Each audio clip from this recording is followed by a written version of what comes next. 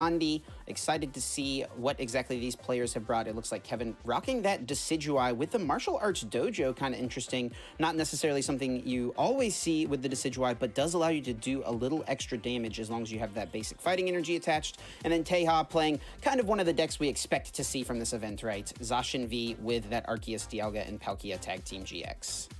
Yeah, ADP Zacian being a very popular deck. Since its release from Cosmic Eclipse, especially with the Zacian V releasing in Sword and Shield, can put on a lot of aggression quickly, but it may be a little bit of a problem for Teja up against the Decidueye deck, utilizing Martial Arts Dojo, as you said, a very cool card to boost the damage of Decidueye, and this should definitely be an exciting match, and I'm looking forward to it, so hopefully we will have some exciting action for you all. I think we're ready to go ahead and jump into things here. Between both of these players. Chip, initial thoughts on this matchup. What do you think is going to be crucial for both of these players in order to secure a victory in this match? Well, for Kevin, that Deep Forest camo ability on Decidueye is the key to the matchup, right? It's the key to so many of the matchups. That's kind of what your deck is built to do, to capitalize on the meta, the fact that many people are not playing non-V and non-GX Pokemon in their deck. And, you know, if you can just get that lone Decidueye in play and your opponent does not play an answer, you're going to be in a very good spot to try to close the game out. So Teja is going to have some potential answers. Of course, the timely Mawile GX has the ability that allows you to bring a Pokemon from your opponent's hand onto their bench. If you can time that very well with a boss's orders, something like that, that's a way that you can get around the Deep Forest camo of Decidueye. And then, of course, Altered Creation with Arceus, Dialga, and Palkia GX means you just have to take 3 knockouts. So that's really going to be the game plan for Teja. Get that ADP attack off as quickly as possible, use Altered Creation GX, and just try to find those 3 knockouts before a lone Decidueye gets set up by Kevin. Yeah, so Teja is going to go ahead and start the game off with a Cherish Ball, just taking some time to search through the deck, check what is prized. That's a big part of the Pokemon trading card game, is making sure you know what's prized so you can execute your strategy as best as possible. Is going to grab that Arceus, Dialga, and Palkia off of the Cherish Ball. Sure, we're going to get that C benched, and this ADP deck loves to go first, so it can get that for one attachment and try to set up Alter Creation as quickly as possible. Something you always want to see, though, is a Zacian V as well. You want to get that Intrepid Sword. You want to start, drawing more cards, advancing your hand size. Teja unable to find the Zacian, but at minimum gets that attachment, which is what you want. We do see Kevin right away dropping the Bird Keeper. Going to go ahead and draw a few extra cards there. That Rowlet could attack for free this turn, but it looks like it will just be a pass back over to Teja. Yeah, interesting choice to not go ahead and attack with the Rowlet. I think really wants to let this Fion get knocked out in the active position so that Kevin can utilize that Rosa to grab some of those specific cards out of the deck. We do see a research on Teja's side. He's going to get rid of a few crucial pieces, such as that Metal Saucer, as Energy Spinner will secure the Water Energy, meaning that Teja will be able to get off that Ultra Creation for full effect, as well as getting a Zacian V down. Yeah, and I mean, also for Kevin here, if this Bird Keeper can find a rare candy, you can just pop the Fione back into the deck, right, with that Whirlpool Suction ability and get that lone Decidueye right away. It does not look like that's the case. And there's also a ton of basic Pokemon in Kevin's hand, which could be pretty unfortunate if Teja does decide to go with one of the 2 Mawile GX that they play in their list. Yeah, this will be pretty interesting to see what Kevin decides to do. We may see the second Rowlet hit the board, but on top of that has a few options like Quick Ball to possibly ditch one of those basic Pokemon, so it's one less thing that Mawile can go and grab. I think gonna go ahead and use the Whirlpool Suction to force Teja to switch as active on the bench, but yeah, Eldegoss is just gonna come up. It's a free floater. Kevin's not really putting on a lot of pressure this turn, so this is definitely a smart choice from Teja to go ahead and throw that Eldegoss up.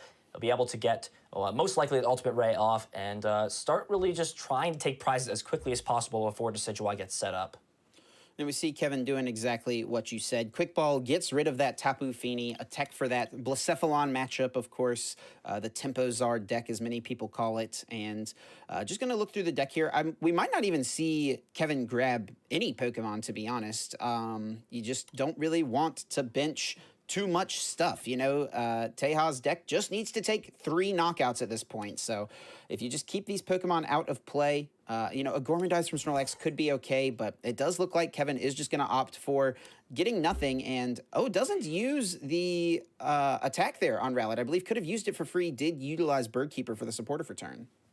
Yeah, I think in this matchup, it's not as relevant, I guess, in other matchups. Once you establish the lock, pretty much it's on your opponent to find ways to knock out. You really don't have to deal damage necessarily to do this, but we will see the Ultimate Ray take the knockout onto this Rowlet. 3 energy is going to be accelerated onto that Zacian V, and looks like Teja will take the first 2 prizes, but this is not going to be very good, especially with that Rosa in hand, is going to guarantee the rare candy for this Decidueye.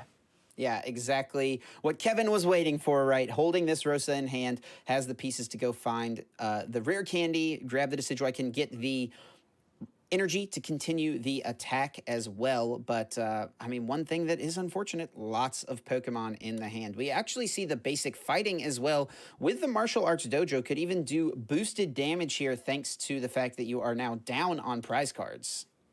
Yeah, and that could actually be where the Birdkeeper damage could come in relevant. Could set up a 2-shot onto this ADP if there was any damage on it from that Birdkeeper Wind Shard on the Rowlet.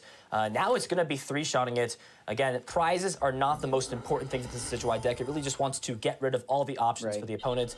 But it can still be relevant, especially when you put your opponent on a clock and start taking prizes. You can win that way too. It doesn't have to just be from deck out. Sometimes you can just win by taking prizes like most decks do in the standard format.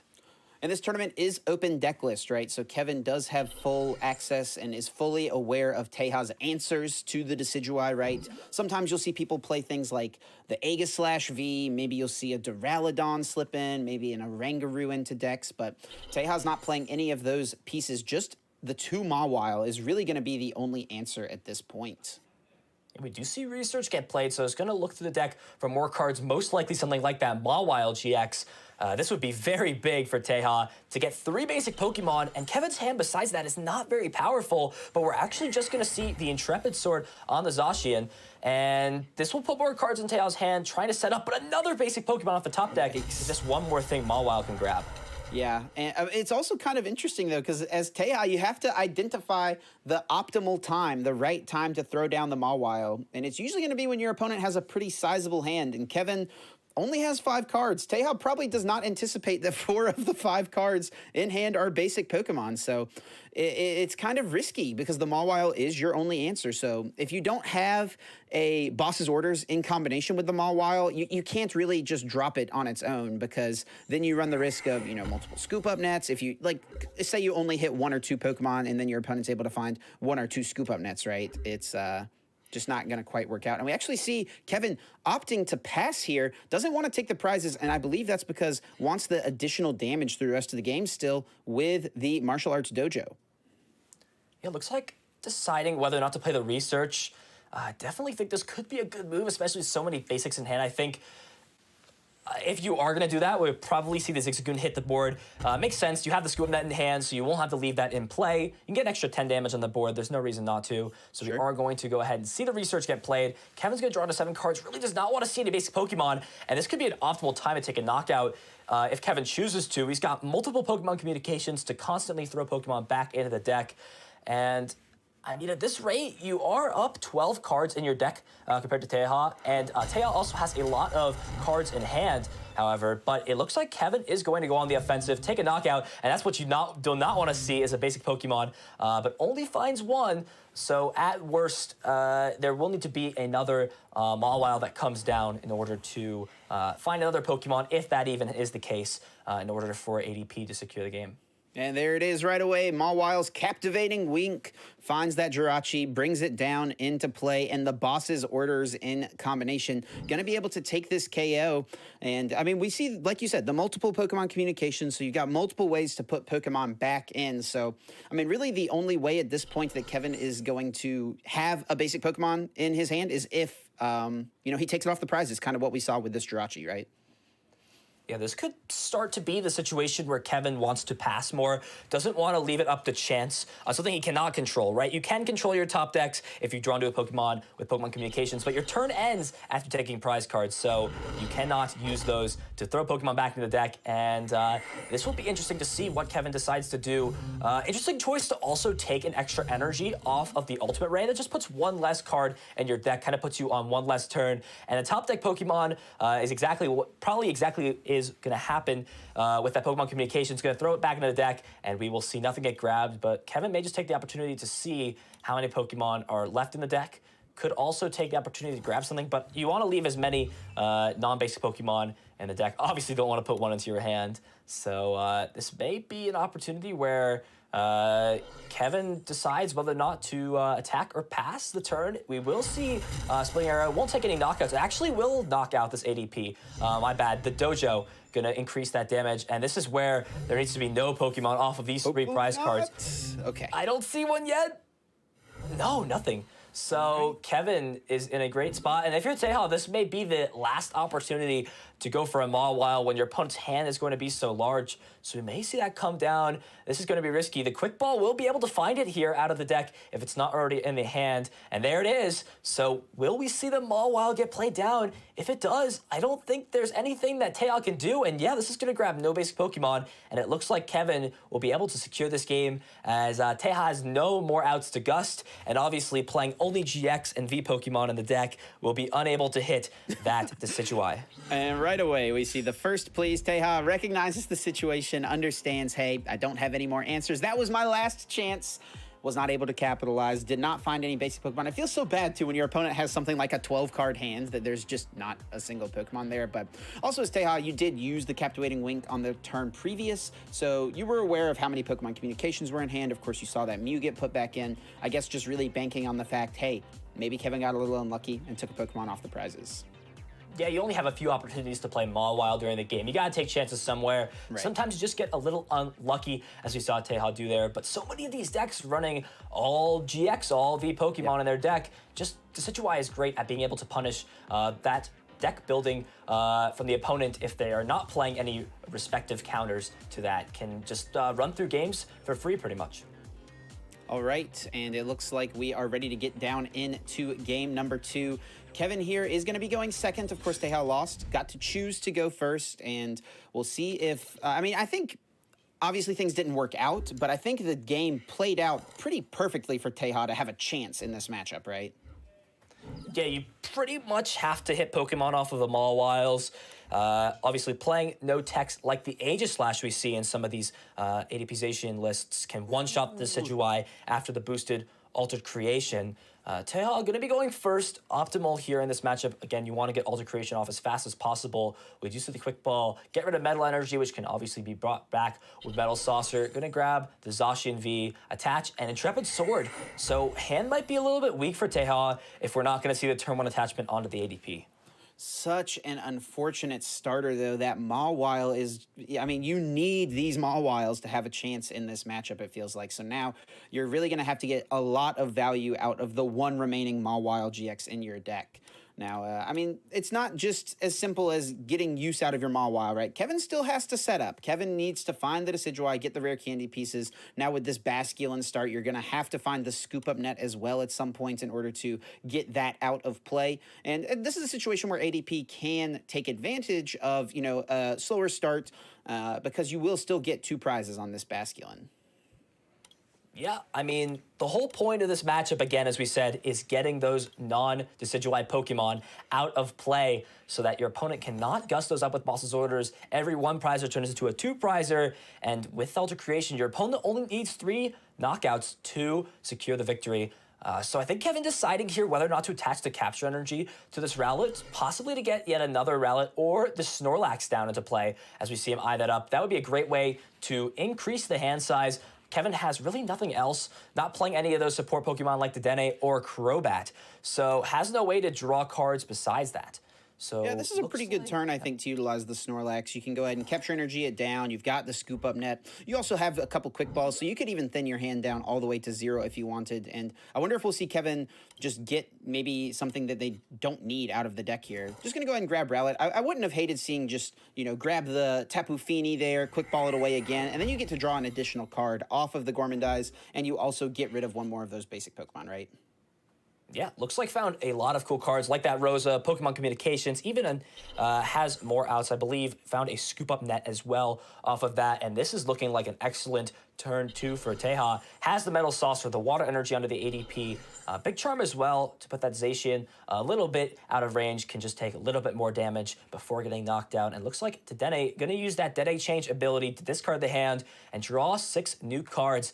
Teja really looking for that energy switch to get this ADP powered up.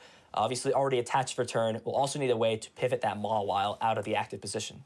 Yep, just one switch and one energy switch away from pulling off the turn 2 altered creation, which is exactly what you want as the Arceus Dialga Palkia player. Playing this Cherish Ball here could just be thinning something out. I believe did use that Dedenne this turn, right? So can't continue to draw with another Dedenne change. But I mean, usually the second Cherish Ball, if you're not going to be getting a Mawile, this feels like not a great turn to Mawile, right? So maybe just thinning out the other copy of Arceus Dialga Palkia, and that's not something you ever really need to see. Benching 2 tag teams never feels great as the ADP player. So, and I think this also could be one of Teja's first deck searches. So this could be an opportunity to kind of take a moment to take a look at those prize cards.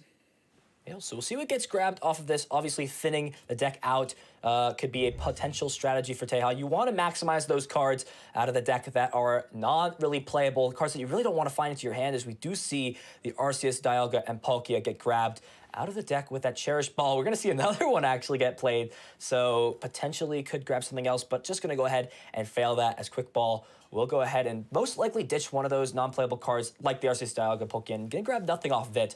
So Teja most likely going to be thinning for something like that Crobat and is going to be able to draw 4 fresh cards off of that Dark Asset. Yep, finds the switch. Let's see it. Is there an energy switch as well? I imagine if you're playing this piece, that means you got the other one. And sure enough, energy switch, moving that metal energy up to the active. And now we'll even see a Professor's Research. Teja really popping off here on this turn.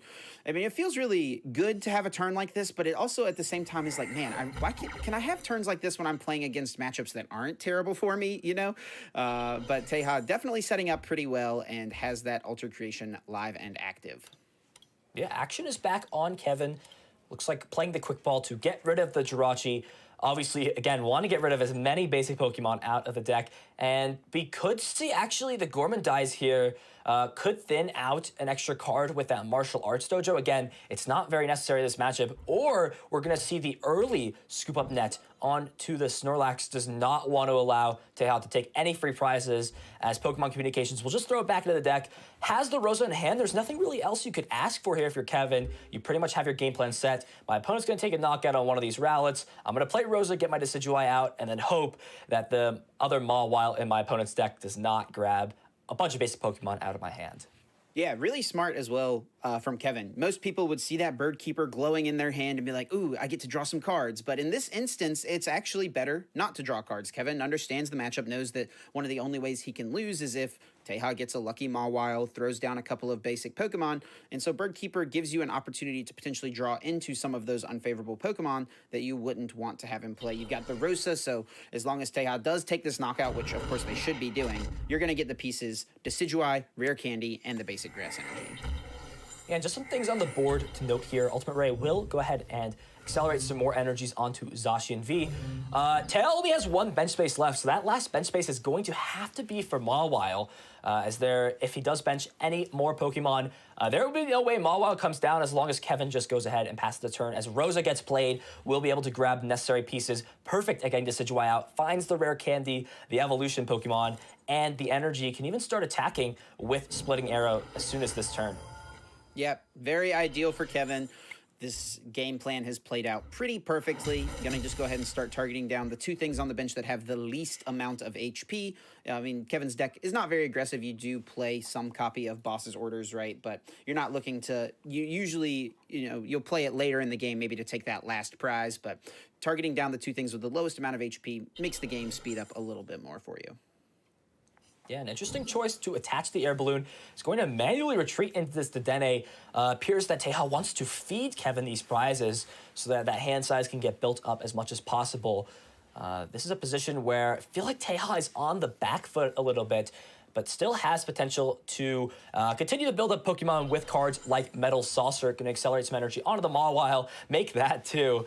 We'll go ahead and just put more energy into play. Not very necessary in this matchup, but just kind of wants to get those cards, I guess, out of hand. We may see this combined with something like a Research, which we do. Just wants to go ahead and play those cards down to the play. The Big Charms, I feel like, especially. Interesting choice to go ahead and attach the Rusted Sword to the Dedenne. I feel it could possibly just be better having no tool attached to it. And the potential that you need to emergency switch it out of the active. Yeah, definitely. Having the option to put an air balloon could be solid. Could be a situation, though, where maybe Teja has already discarded the other air balloon, maybe has awareness that it's prized, but I guess there's really no benefit to putting the Rusted Sword onto Dene GX, right? So does go ahead. We see Kevin throwing down a little bit of damage onto the board, and we see a Skyla, kind of a nice tech supporter that a lot of Arceus Dialga Palkia decks have been playing these days. Going to go ahead and find the Chaotic Swell, wants to limit that option from Kevin potentially, and looks like Kevin's going to go ahead and throw the Dojo out to counter that, and Splitting Arrow once again will take the first 2 prizes. Yeah, it's going to go ahead and take prizes here as we're looking over at Teja's board. Has 10 cards left in deck, which is definitely not what you want to see, as the clock will go down ever so slightly as soon as your turn starts, right? One of the ways to win in the Pokemon trading card game is by deck out. So if you have no cards to draw at the start of your turn, you lose. So Kevin is going to still be aggressive in this case, understands that, hey, putting on aggression is a great way here, and we actually see 2 Pokemon in the hand. This could, yeah, Research is just going to get played. This is just a great merit, I guess, in this case, but finds 2 more Pokemon off of this that will be able to thin the Fion out of the deck. Whirlpool Suction allows it to go to the bottom of the deck, but still having a Tapu Fini in the hand, not great, but it kind of feels like if the other Mawile gets played, then it still really doesn't matter because this needs to grab 2 Pokemon at minimum. And then on top of that, Kevin needs to not find one of those scoop up nets in deck to take that Pokemon out of play. Yeah, absolutely. And we see Teja just playing kind of the defensive switch, not playing things like the, using things like Intrepid Sword anymore. And Kevin going to go ahead and top deck the Pokemon Communication. Certainly ideal there. Puts the Pokemon back into the deck. And it's just a few more turns of attacking away from Splitting Arrow, eventually taking all of these prize cards. Yeah, Teja not doing very much, just passing the turn. Another unfortunate top deck being a Pokemon, but again, needs to find 2 or more off the second Mawile. This actually could be a little scary for Kevin, because if you take 2 Pokemon off your prizes and your opponent plays down that second Mawile, I mean, you can get 1 scoop up net with Rosa, right? But you won't be able to get multiple. So let's see how many Pokemon Kevin takes off the prizes here. This could be spell disaster potentially for Kevin. There's a Decidueye, so should be okay at this point. And there's the rare candy. No basic Pokemon from the prizes. Perfect for Kevin. Yeah, it seems like Teja is running out of options, especially as that Mawile only grabs the Snorlax. Yep. Teja will have no option to take these final 2 prize cards. Acknowledging that, gonna go ahead and give it GG's here.